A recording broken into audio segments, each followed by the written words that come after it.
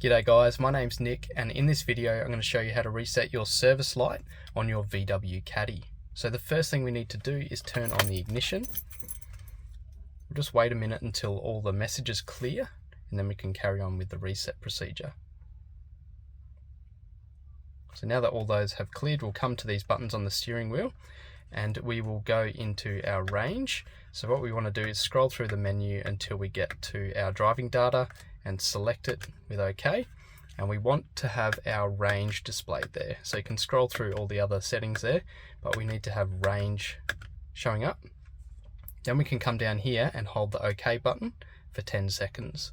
1, 2, 3, 4, 5, 6, 7, 8, 9, 10. Then release. Now you can see the service menu pop up here. So we can go down to reset inspection. I'm just going to use the buttons on the steering wheel here to reset that. So we'll go reset inspection. Go OK, OK. Then we'll go down to reset oil service. We'll go OK. We'll go OK.